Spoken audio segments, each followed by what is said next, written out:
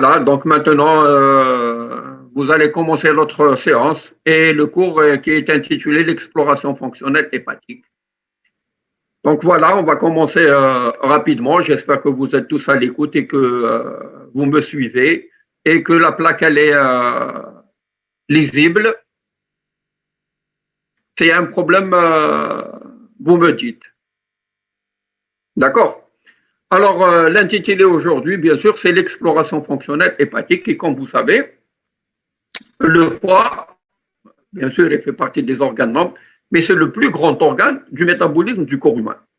Et là, il a des fonctions vitales très, très importantes. Il rentre dans la fonction du métabolisme, de détoxification, et c'est surtout les éliminations de substances toxiques.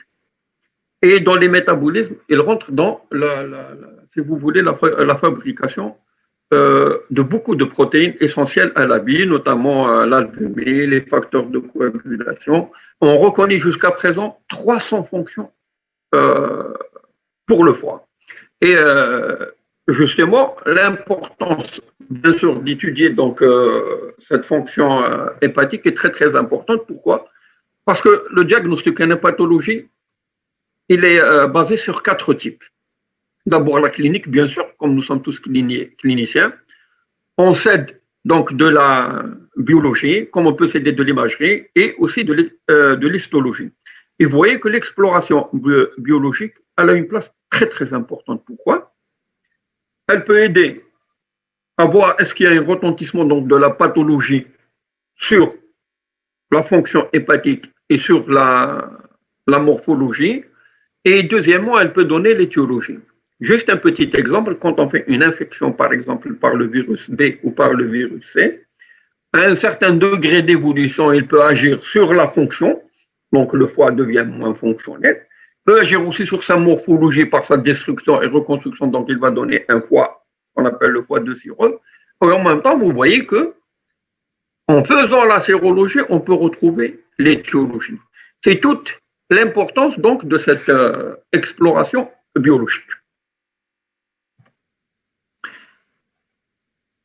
Et cette exploration fonctionnelle, elle se base, si vous voulez, sur trois fonctions.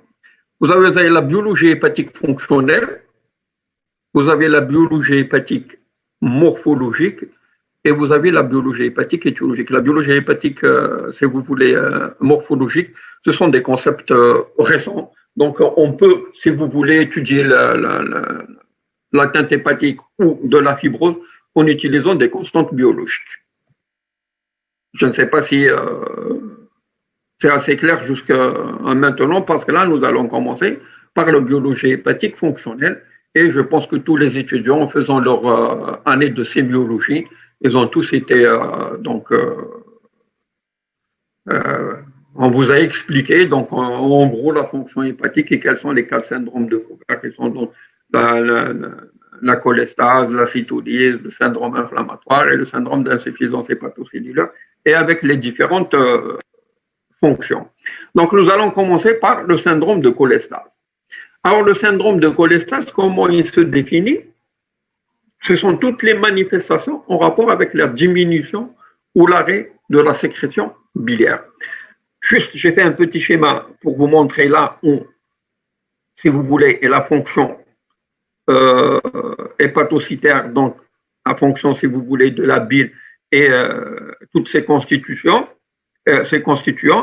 Et là, au niveau de ces canalicules, c'est là où elle est extraitée et à travers ces canalicules puis aux canaux pour être stockée au niveau de la vésicule biliaire et lors d'un repas, lorsqu'on a besoin donc, de ce contenu, il est déversé au niveau du duodénum. Donc, ce syndrome de cholestase, ces anomalies, elles peuvent être soit au niveau de l'hépatocyte, donc par l'arrêt de la sécrétion par les hépatocytes, ou bien un obstacle de telle sorte à ce que tout ce qui est fabriqué n'arrive pas donc à sa cible, donc tout obstacle sur les voies biliaires et bien sûr qui peut être soit en intra-hépatique, soit en extra-hépatique. Alors, comme vous connaissez, donc le syndrome de cholestase, il peut être clinique et biologique. Et parfois, il peut être uniquement biologique. Alors, sur le plan biologique, ce sont toutes les fonctions donc, de cette cholestase qui sont les fonctions des phosphatases alcalines, les gamma-GT qui sont élevés, et vous avez la bilirubine, bien sûr, à prédominance conjuguée. Et sur le plan clinique, elle peut se manifester par un ictère, ou bien, et aussi, qui peuvent être associés, le prurite, et bien sûr, à un stade ultime donc de l'évolution de ce syndrome de cholestase, on peut avoir des selles décolorées. Et j'ai dit tout à l'heure que la cholestase anictérique est possible. Alors, à ce syndrome de cholestase, on peut associer, à un stade aussi très important, une baisse du taux de prothrombine. Alors, pourquoi? Comme la vitamine K est une vitamine liposoluble, donc elle n'est absorbée que lorsqu'il y a donc des lipides, donc le contenu de la vésicule biliaire est important donc à son absorption, et lorsqu'il y a donc un obstacle, tout ça n'est pas sécrété, donc la vitamine K n'est pas absorbée, et donc elle peut s'associer donc à une baisse du TP, elle peut s'associer donc elle peut s'associer à une baisse du TP, mais qui est corrigée par l'administration de la vitamine K, bien sûr, en parentéral. Et cela sous-entend que ce n'est pas une atteinte donc, de la fonction hépatique, mais c'est juste un blocage donc, à l'arrivée donc, de la bile qui est importante à l'absorption de la vitamine K. Alors, j'ai dit tout à l'heure, quant aux étiologies de ce syndrome de cholestase, il peut y avoir donc une atteinte au niveau du foie, donc à ce niveau, au niveau des hépatocytes ou même des cholangiocytes, et l'obstacle, donc au déversement de tout ce qui est donc fabriqué, et pour qu'il arrive au niveau du duodénum. Donc, surtout ce trajet, s'il y a un blocage, donc il peut y avoir un syndrome de cholestase, et vous voyez que toutes les canalicules vont se déverser sur les canaux biliaires, et à la sortie, vous avez le canal hépatique droit, le canal hépatique droit, le canal hépatique gauche, qui font le canal hépatique commun, et avec la vésicule, il faut le canal hépatique, le cholédoque, donc qui arrive au niveau de D2, et qui font l'ampoule de Vater avec le canal pancréatique principal, qui est le verso. Donc, tout cet obstacle, les étiologies les plus fréquentes, c'est soit un calcul, soit bien sûr une néoplasie de la tête du pancréas, donc qui comprime à ce niveau. Et bien sûr, tout ce qui peut comprimer, lorsqu'il y a un obstacle, tout ce qui peut comprimer en intrahépatique, ce soit une tumeur bénigne ou maligne, ou les atteintes des voies biliaires, qu'elles soient en intra ou extra de ces canalicules. Et bien sûr, il peut y atteindre, ça c'est quand il y a un obstacle, mais quand vous avez l'atteinte, donc c'est tout ce qui peut atteindre donc, l'hépatocyte, que ce soit le virus, l'alcool, l'atteinte auto-immune ou les atteintes immunitaires, et à ce moment-là, l'évolution ultime, bien sûr, aboutit à l'insuffisance hépatocellulaire.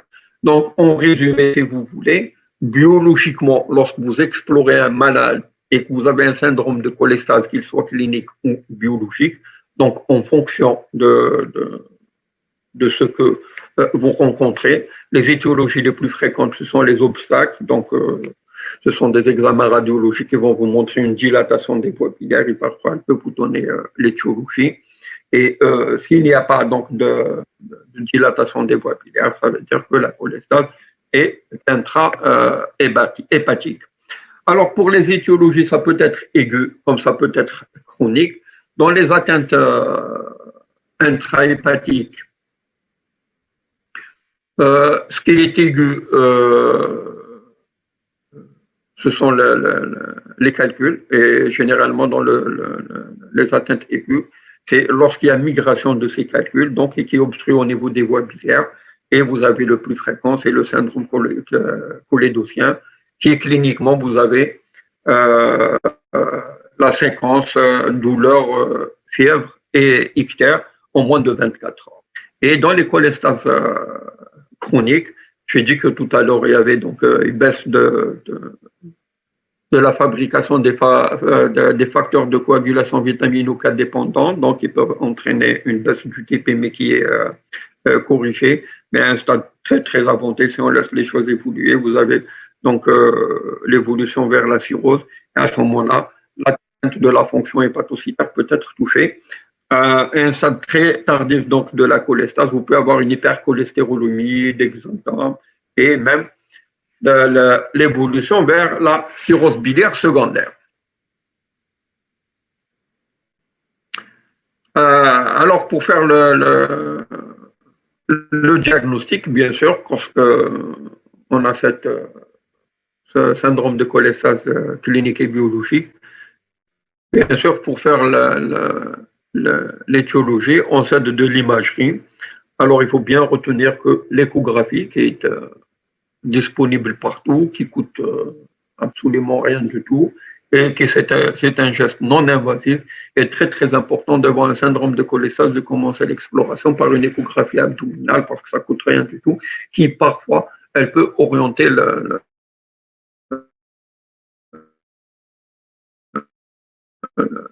les explorations ultérieures. Si vous avez une dilatation des voies biliaires intra-extra-hépatiques, c'est sûr que l'échographiste entraîné va vous dire qu'il y a une dilatation et à ce moment-là, vous avez un obstacle.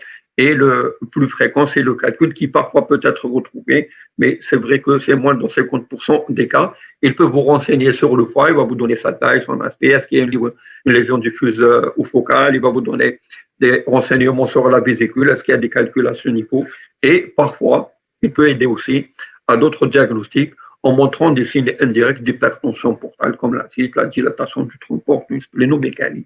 Mais bien sûr, d'autres examens radiologiques peuvent être nécessaires pour faire le diagnostic, comme dans le cancer de l'atteinte du pancréas. Donc, il faut faire une TD1, parfois une échoendoscopie. Actuellement, la cholangiographie, une cholangiopancréatographie rétrograde n'a d'intérêt que lorsqu'il y a un geste thérapeutique à faire, comme la sphinctérotomie endoscopique. Mais il y a aussi la bili-IRM qui actuellement elle commence à occuper une place de plus en plus importante dans les explorations des syndromes de cholestase et parfois dans les atteintes intra-hépatiques. On peut faire recours à la biopsie hépatique lorsqu'il y a vraiment un impasse diagnostique. Donc, je ne sais pas, est-ce qu'on peut avoir des questions maintenant, sinon je continue et les autres, on les laisse à la fin. En ce qui concerne s'il y a des problèmes pour la compréhension donc, du syndrome de cholestase, sachez que sur le plan biologique, c'est surtout de demander les phosphates azalcaline, gamma-GT, la bilirubine. Dans le syndrome de cholestase, c'est surtout la bilirubine, bien sûr, conjuguée. Et on peut avoir un TP-bas corrigé par l'administration de la vitamine K. Donc voilà en résumé, à ce moment-là, bien sûr, pour faire le diagnostic, même si la clinique elle est parlante, et les examens radiologiques pour orienter le diagnostic. Alors, le deuxième syndrome, c'est le syndrome de cétose. Comment on le définit? C'est comme on a défini le syndrome de cholestase, ce sont les signes biologiques liés à une lésion hépatocytaire, quelle qu'en soit l'origine. Et elle s'accompagne par une élévation de la concentration sérique des transaminases, qui sont les azates et les azates. C'est vrai que quand on a un syndrome de cytolyse, tout ce qui est, vous voulez, intra-hépatocytaire, parce qu'il y a lyse hépatocytaire, il est libéré, et vous avez donc ces transaminases, les azates et les alates, mais on peut avoir aussi les autres constitutions de l'hépatocyte, comme le fer, comme qui peuvent être donc élevées. Les atteintes donc, hépatocytaires qui peuvent entraîner une cytolyse, toute atteinte qui peut détruire l'hépatocyte, elle peut entraîner un syndrome de cytolyse. Bien sûr, il y a peut-être une atteinte aiguë, donc il va entraîner une augmentation très très importante des alates, au-delà de 10 fois la normale, qui sont les virus, et les plus importants que vous connaissez, ce sont les virus alphabétiques. Sachez que d'autres virus peuvent être toucher le foie. L'alcool, même si ce n'est pas l'étiologie la plus fréquente sous nos climats, et aussi les médicaments. Et bien sûr, il peut y avoir des atteintes chroniques lorsqu'il y a une persistance donc d'une hypertransaminasémie au-delà de 6 mois. Et à ce moment-là, pour arriver au diagnostic, une enquête étiologique minutieuse donc doit être effectuée. Et parfois, le rapport ASAT sur ALAT peut aider aussi à orienter le diagnostic.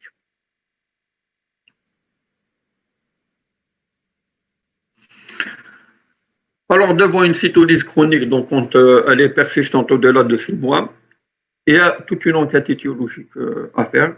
Bien sûr, de rechercher le contact viral, s'il y a consommation d'alcool, ou s'il y a une consommation de médicaments, si elle est récente. Pourquoi? Parce que l'imputation de médicaments dans une hépatite médicamenteuse, le diagnostic il est très difficile à faire. On se base surtout sur les étiologies, sur l'interrogatoire. Lorsque vous avez une atteinte récente, c'est-à-dire une prise médicamenteuse jusqu'au 5e jour, en dehors des autres étiologies, c'est sûr que le diagnostic est celui-là. Très probable lorsque du 5e jour à 3 mois. Moins probable lorsque de 6 mois à 1 an et beaucoup moins probable lorsque ces médicaments ont été consommés au-delà d'une année. Vous avez l'atteinte alcoolique, les atteintes toxiques. Moi, je me rappelle à Babelouad, quand on a hospitalisé toute une famille donc, qui a consommé les champignons vénéneux, qui est la manite phalloïde. Et à ce moment-là, ils ont été hospitalisés pour insuffisance hépatocellulaire aiguë. Et d'ailleurs, sur les 5 membres de la famille, 3 ont eu une issue fatale. Donc, les toxiques aussi. Il y a d'autres toxiques en dehors de ça. Il y a les stéatoses non alcooliques, il y a les atteintes auto-immunes. Et bien sûr, il y a d'autres atteintes qui sont très, très, très rares. Sachez que lorsqu'on n'a rien trouvé, il faut y penser bien sûr. Ce sont les maladies de Wilson, les déficits en alpha-antitrypsine, l'hémochromatose, les autres maladies héréditaires, la porphyrie, maladie de Turner, l'hypertransaminasémie exceptionnellement, elle peut être retrouvée dans les dysthyroïdies, surtout l'hyperthyroïdie, maladies cœliaques, certaines néoplasies, certaines atteintes vasculaires. Donc vous voyez que le champ des causes, lorsque la cytolyse chronique, elle est très importante.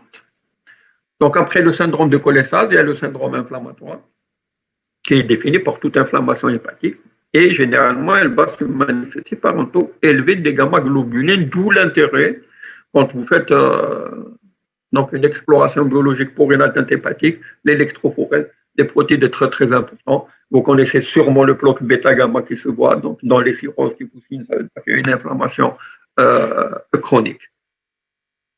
Et il y a aussi l'insuffisance hépatocellulaire. Alors, j'ai dit tout à l'heure que le foie était l'usine de l'organisme.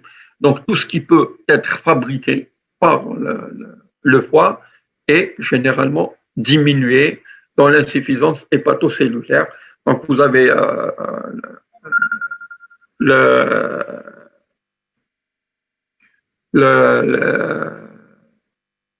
l'albumine, qui est la protéine la plus importante donc, qui est fabriquée par le foie. Vous avez une hypoalbuminémie, donc quand il y a une insuffisance hépatocellulaire, et vous avez la baisse de ces facteurs de coagulation, et c'est pour ça qu'on a un TP bas, et à ce moment-là, il n'est pas corrigé par l'administration parentale de la vitamine K. Quelles sont les manifestations, si vous voulez, sur le plan biologique tout à l'heure? Donc, le TP a baissé, et c'est surtout le facteur 5. Une hypoalbuminémie, et parfois on peut avoir une insuffisance rénale fonctionnelle, mais là c'est un petit peu sur le plan physiopathologique un petit peu compliqué. Généralement, on va vous l'expliquer dans l'acide cirrhotique et les complications, si vous voulez, de la cirrhose. Et sur le plan biologique, vous avez une augmentation donc, de la bilirubine conjuguée. Et sur le plan clinique, vous pouvez avoir donc cette apparition de l'acide, de l'encéphalopathie. Et il y a certains atteintes de l'insuffisance hépatocellulaire, si vous voulez, cliniques, qui sont les angiomes stellaires, donc ces petites artérioles étoilées qu'on voit au niveau du visage et le cou, si vous voulez, le haut du thorax. Et un stade ultime aussi, il y a une hypogonadisme. Mais sachez que lorsqu'il y a dans l'atteinte d'une insuffisance hépatocellulaire, bon, le syndrome le plus important, c'est la cirrhose, que parfois elle est asymptomatique. Ça veut dire que l'insuffisance hépatocellulaire, elle peut être asymptomatique. Et lorsque vous avez des symptômes, ça veut dire que c'est déjà très évolué. Donc voilà un petit peu, si vous voulez, les 4 syndromes de Fauver. Là, je reviens un petit peu aux atteintes, si vous voulez, de l'insuffisance hépatocellulaire, ce qui peut entraîner une insuffisance hépatocellulaire de manière aiguë. Ce sont bien sûr les virus, les médicaments et les atteintes vasculaires. Et à ce moment-là, l'évolution, lorsqu'on fait une hépatite aiguë, grave, ça peut guérir. Et sachez que dans le virus B, par exemple, on a de chances de faire une atteinte fulminante. Et dans les atteintes chroniques, bien sûr, on retrouve pratiquement les mêmes étiologies qui peuvent, si vous voulez, évoluer. Ce sont surtout les virus, l'alcool. Ce n'est pas l'étiologie la plus fréquente en Algérie, c'est surtout les virus, mais bien sûr ailleurs en Europe, c'est surtout l'alcool. Vous avez et les maladies métaboliques comme l'hémochromatose, la maladie de Wilson, la stéatose, qui peuvent évoluer donc de manière chronique, entraîner donc une cirrhose, une insuffisance hépatocellulaire. Donc voilà en gros la première étape, si vous voulez, donc dans l'exploration fonctionnelle hépatique, d'abord biologique, qui explore, si vous voulez, de manière globale, le syndrome de cholestase, donc le syndrome de cytolyse, le syndrome inflammatoire et le syndrome d'insuffisance hépatocellulaire. Mais il y a d'autres explorations fonctionnelles qui explorent, si vous voulez, cette fonction de manière globale. Et à ce moment-là, on revient aux études de clairance hépatique. Alors, la première, qui est l'épreuve à la BSP, mais qui a été abandonnée depuis très très longtemps, on injecté sur un bras, donc si vous voulez, la bromosulfophtaline, et de la récupérer quelques minutes après de l'autre côté, et on voit ce qui a été donc métabolisé pour le foie, pour dire qu'il fonctionne de manière globale, que ces techniques ont été abandonnées. Actuellement, on peut utiliser celle du verre d'indocyanine. Pourquoi? Parce que c'est un composé très intéressant. Il est d'extraction sanguine purement hépatique. Et il n'est pas métabolisé par le foie. Donc, on peut l'injecter d'un bras, une certaine quantité, et bien sûr, de faire le prélèvement de l'autre côté, de comparer, donc, si vous voulez, la fonction globale. Actuellement, le test au verre d'indocyanine, il a son intérêt dans le cadre du malade candidat à une transplantation hépatique pour voir réellement où on en est. Et vous voulez, il y a des scores fonctionnels hépatiques, il y a le score de Child-Pugh, donc qui peuvent donner, si vous voulez, la formation, la fonction globale, et en même temps, c'est un score pronostique. Alors, ce score, il associe bien sûr quand il y a présence d'acide, dosage de la bilirubine et de l'albumine, le TP et l'INR et de l'existence ou pas de l'encéphalopathie. Alors, si vous voulez, vous donnez donc un point à chaque apparition de ces composants, comme par exemple l'acide. Si l'acide est absente, on donne un point. Si la bilirubine est inférieure à 35, donc c'est un point. Si l'albumine est supérieure à 35, c'est un point. Si le TP est supérieur à 50, c'est un point. Si l'absence pas d'encéphalopathie, c'est un point. À ce moment-là, vous calculez le child. Il est entre 5 et 6, ça veut dire que c'est un child A.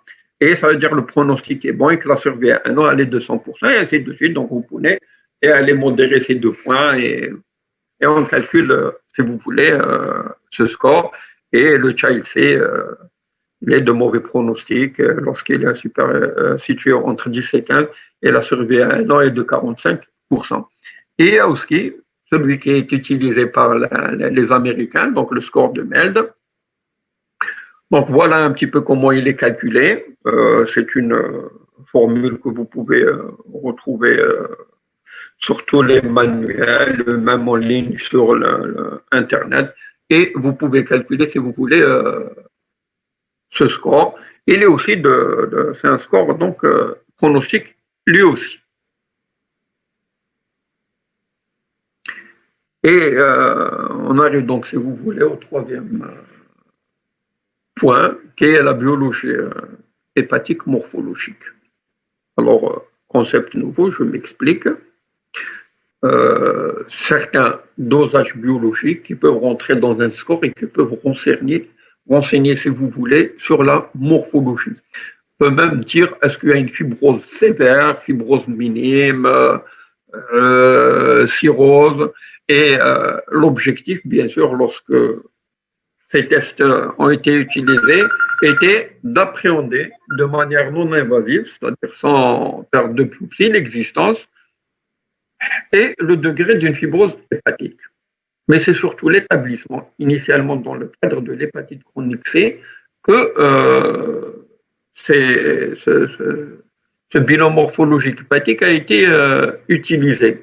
Mais depuis, il a été élargi à d'autres étiologies et qui a permis donc les avancées diagnostiques les plus prometteuses. Et parmi ces scores, il y en a beaucoup qui actuellement sont validés sur le fibrotest, le fibromètre, et le score APRI, très séduisant, il peut être calculé au lit du malade, et aussi le FIB4. Alors pourquoi, si vous voulez, c'est quoi un petit peu la fibrose? C'est l'accumulation excessive de matrices extracellulaires de composition altérée aux dépens du parenchyme hépatique avec distribution anormale des composés matriciels dans des territoires qui en sont normalement dépourvus. Schématiquement, lorsque vous avez une agression hépatique, que ce soit l'alcool ou les autres, vous avez une activation donc, de ces cellules stellaires.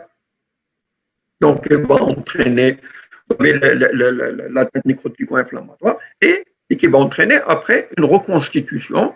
Et en fonction du degré de l'atteinte et de la reconstitution, elle peut être cette fibrose modérée, elle peut être sévère. Alors,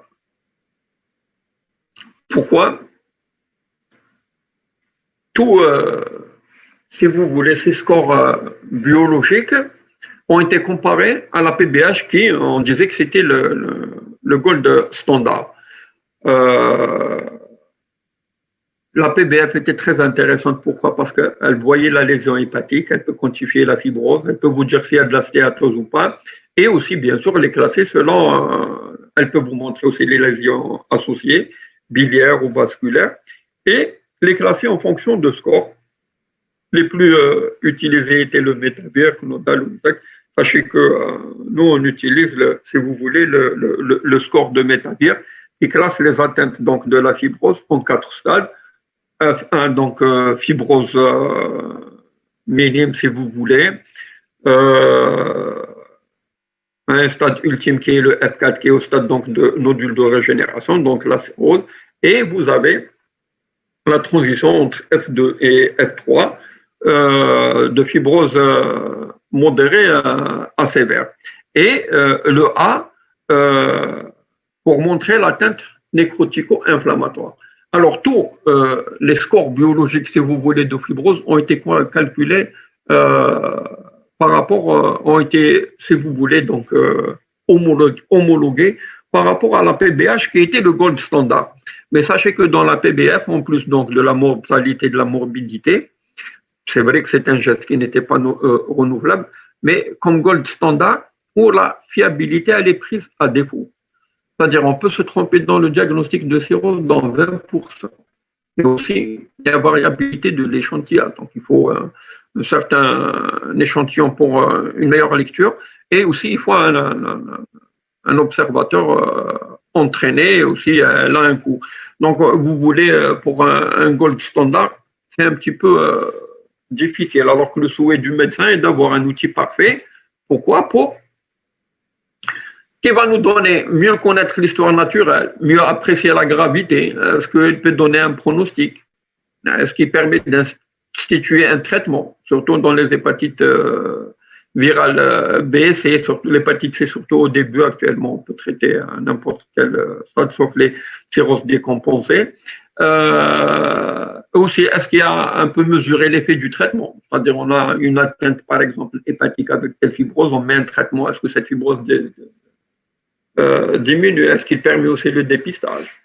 Par exemple, de la stéatose chez le diabétique, les obèses, ou les atteintes chez l'alcoolique. Alors, il y en avait beaucoup, et actuellement, ceux qui sont vraiment utilisés, c'est surtout sous l'œil qui sont validés, c'est un fibromètre, fibrotest, l'APRI. Il y a aussi le FIB4 aussi, très intéressant, il peut être même calculé au lit du malade. Donc voilà ce qu'on peut calculer comme marqueur biologique, mais à ce moment-là, bien sûr, c'est une formule qui sont brevetées pour le fibrotest et le fibromètre et qui va vous donner le score. Donc s'il est situé en 0,70 et 0,85, c'est F2. Si vous voulez 0,92, c'est F4. Donc, il peut vous dire s'il y a une fibrose sévère ou pas. Donc, en dehors de ces dosages biologiques utilisés dans des scores, il y a aussi, si vous voulez, l'élastométrie ou le fibroscan. Là aussi, il peut vous dire s'il y a une atteinte hépatique, une fibrose sévère ou pas, ou si le patient est au stade de cirrhose. Donc, c'est un appareil qui va mesurer, en entraînant une onde, qui va mesurer sa vitesse de propagation. Plus le score est faible, c'est-à-dire que l'onde traverse rapidement, donc cette vitesse elle est calculée en kilopascal, plus le foie est normal et plus le score est élevé, plus ça veut dire qu'il y a une fibrose, donc au-delà de 9, ça veut dire que la fibrose est significative.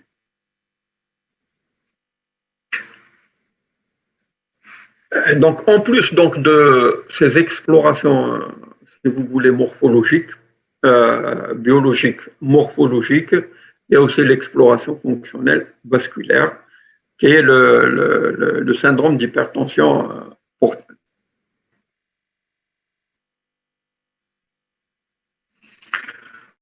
Alors, c'est quoi le syndrome d'hypertension portale? C'est l'élévation des pressions dans le territoire veineux porte, qui est supérieur à 12 ou un gradient de pression entre la veine portée et la veine cave inférieure supérieur ou égal à 5 mm. Bien sûr, cette pression, elle doit être chez un sujet au poids allongé et à jeun. Donc, voilà, si vous voulez, schématiquement, donc c'est lorsqu'il y a donc un obstacle à l'écoulement donc de sang veineux qui doit passer par le foie. Donc, si vous avez une atteinte hépatique, quelle que soit l'étiologie, donc il va entraîner une résistance donc au passage du sang veineux, il va entraîner donc une hypertension au niveau de tout le réseau veineux avec toutes les conséquences. Donc, si vous voulez, c'est ensuite tout le réseau. Donc, c'est comme ça que vous allez avoir, donc, si vous voulez, ici, des varices œsophagiennes et aussi, donc, ce sont les plus fréquents, donc, gastriques et œsophagiennes. Et l'hyperpression au niveau de ces veines, ils peuvent vous entraîner même une maladie hémorroïdaire. Et c'est comme ça qu'on peut avoir, si vous voulez, des veines ectopiques. Donc voilà schématiquement un petit peu, voilà les conséquences. Quand tu as une hypertension portale, par atteinte hépatique, donc vous avez l'acide et vous avez la circulation veineuse collatérale, donc tout ce qui est ici, lorsqu'on a donc un blocage ou une résistance intrahépatique ou tout ce qui peut bloquer, si vous voulez, le retour veineux. Donc, cliniquement, c'est soit cet acide, circulation veineuse collatérale. Donc, voilà les angiomes stellaires. Voilà l'érythrose palmaire. Et voilà l'hypocratisme digital, ce qu'on appelle les doigts en baguette de tambour, donc ils peuvent se voir dans l'hypertension portale. Voilà donc les varices œsophagènes, comment on les classe en grade 1 et 3. J'ai dit tout à l'heure, donc en fonction donc, de ce blocage, il peut y avoir des varices gastriques et qui peuvent siéger sur la petite courbure ou juste en sous-cardial ou vers la grosse tubérosité. Et aussi, il peut entraîner ce qu'on appelle la gastropathie hypertensive. Voilà un petit peu les varices ectopiques, duodénales. Alors, en cas d'hypertension portale, bien sûr, ce qu'on peut retrouver dans l'hypertension portale comme biologique, ce sont tout ce qui est, on avait dit tout à l'heure, comme biologie, syndrome de cholestérol, d'insuffisance hépatocellulaire. Donc, c'est le stade ultime donc, de l'évolution d'une cirrhose. Donc, les bilans hépatiques étiologiques, si vous voulez, donc, sachant que la biologie, elle peut donner une étiologie, comme par exemple les marqueurs d'une hépatopathie alcoolique, on peut doser l'alcoolémie. Vous avez la macrocytose et l'hypergamma, gamma GT, donc ils sont augmentés. Le rapport azat-alate qui peut être supérieur à 1. Et bien sûr, lorsqu'il y a une hypertension portale, vous allez avoir donc un hypersplénisme, vous allez avoir une thrombopénie. Il y a l'hypertriglycéridémie aussi, qui est un marqueur de l'hépatopathie alcoolique et l'augmentation du taux d'IgA. Donc, pour les hépatites virales, ce sont les sérologies, donc pour les alphabétiques, et aussi les autres virus. Donc, vous pouvez faire les sérologies, même pour certains virus, vous pouvez faire même la charge virale. Il y a aussi les marqueurs d'hépatopathie tumorale, comme l'alpha-fétoprotéine en cas du carcinome hépatocellulaire, les ACE en cas de cancer colorectal, les CA19-9 dans le cancer du pancréas, les cholangiocarcinomes, et vous avez les hépatopathies disséminitaires, donc ce qu'on appelle le bilan auto-immun, par le dosage des anticorps nucléaires, les antimusclés, mitochondries, anti-LK1, comme le dosage le plus fréquent. Mais bien sûr, il y en a d'autres qu'on peut utiliser dans à la recherche d'autres hépatopathies. Donc voilà, on arrive, si vous voulez, j'espère que je n'ai pas été trop rapide, donc à la fin de l'exposé. Dire que l'exploration biologique constitue donc une phase essentielle pour le diagnostic en hépatologie. Elle est une aide précieuse pour l'évaluation du retentissement fonctionnel et morphologique d'une hépatopathie. Elle peut préciser l'étiologie. Les transaminases phosphatases-alcanines, le taux de prothrombine constitue le trépied de l'exploration biologique fonctionnelle hépatique. Le score classique de Child et le nouveau de MELD permettent donc une évaluation fonctionnelle hépatique essentielle dans l'indication d'une PH, transplantation hépatique. Actuellement, divers tests sanguins simples ou composites contribuent à estimer le degré de retentissement fibrogène d'une hépatopathie et font reculer l'indication donc d'une biopsie hépatique. Voilà, je vous remercie. J'espère que vous avez suivi, que je n'ai pas été trop rapide.